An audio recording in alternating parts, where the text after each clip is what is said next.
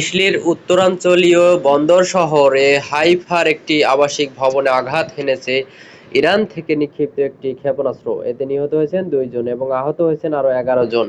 নিহতের সংখ্যা আরও বাড়তে পারে কারণ এখনও 2 জন নিখোঁজ আছেন।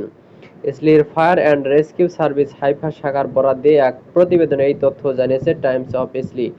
গতকাল রোববার বিকেলে হাইফার আবাসিক এলাকায় একটি 5 তলা ভবনে আঘাত হানে একটি ইরানি ক্ষেপণাস্ত্র। এতে 11 জন আহত হন এবং ধ্বংসস্তূপের নিচে চাপা পড়েন আরও 4 জন। ক্ষেপণাস্ত্রের আঘাতের অল্প সময়ের মধ্যে আগুনে নেভানো এবং উদ্ধার তৎপরতা শুরু করে ফায়ার অ্যান্ড রেস্কিউ সার্ভিস। উদ্ধারকারী বাহিনীর কর্মকর্তারা জানিয়েছেন, আহতদের উদ্ধার করে ইসলির সরকারি চিকিৎসা পরিষেবা কেন্দ্র ম্যাগন ডেভিড অ্যাডম এর হাইফা শাখায় পাঠানো হয়েছে। এছাড়া নিখোঁজ 4 জনকে উদ্ধারে রোববার রাতভর অভিযান চালিয়ে ধ্বংসস্তূপের ভেতর থেকে 2 জনকে মৃত অবস্থায় উদ্ধার করেছেন উদ্ধারকর্মীরা।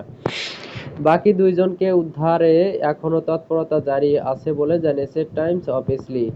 ইসলির সংবাদ মাধ্যম চ্যানেল 12 এর তথ্য অনুসারে রোববার ইরান থেকে নিক্ষিপ্ত ক্ষেপণাস্ত্রটির ওয়ারহেডের ওজন ছিল 450 কেজি।